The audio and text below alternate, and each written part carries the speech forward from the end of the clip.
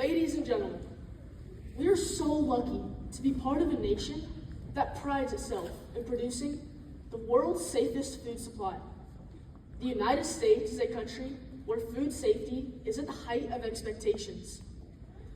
Former United States Secretary of Agriculture, Mike Johannes, says that it is our job to ensure that both beef and poultry products are safe and wholesome. But in the fall of 2023, the U.S. administration made a decision that many in the beef industry state is just the opposite. On December 7th, 2023, after 25 years, the ban on imported beef from Paraguay was lifted. This ban was due to a long history of foot and mouth disease in Paraguay. The USDA estimates that a severe outbreak in the United States has the potential to cost over $200 billion. While one would argue that 25 years is long enough and we should give Paraguay another chance, several top beef producing states claim that federal officials did not sufficiently assess the risks posed by this devastating disease. Foot and mouth is a highly contagious, rapidly spreading viral disease that causes blisters to form on the mouths and hooves of infected animals.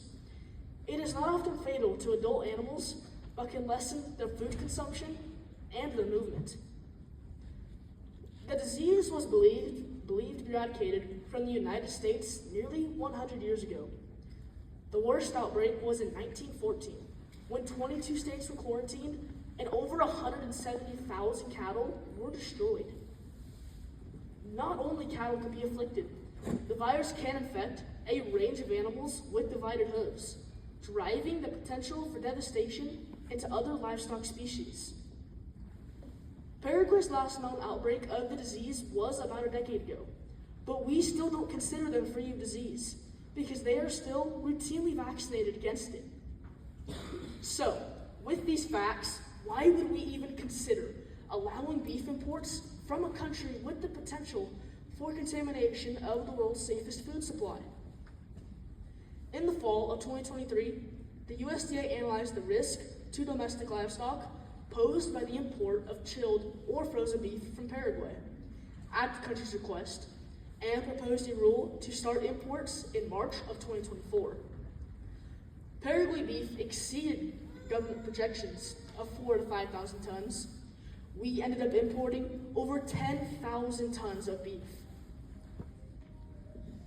As the debate pushes further, blame is starting to be placed. The National Cattlemen's Beef Association, or NCBA, has publicly stated that the USDA's risk analysis of foot and mouth disease in Paraguay is a product of government politicians who wish to boost international relations, not the American dream. The USDA concluded that the overall risk associated with foot and mouth disease in Paraguay is low, and that Paraguay has the infrastructure and emergency response capabilities needed to effectively report and contain the disease in the event of an outbreak. However, many politicians disagree with USDA's findings, considering our last visit to Paraguay was more than 9 years ago. As the debate pushes further, as the controversy plays out between federal government, state officials, and livestock producers, opinions are likely rooted in a combination for food safety and economic stability. As a 14-year-old young man, I may not have all the answers, but I do believe in the importance of supporting our local producers and communities.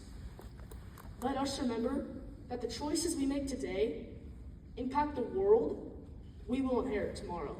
Thank you.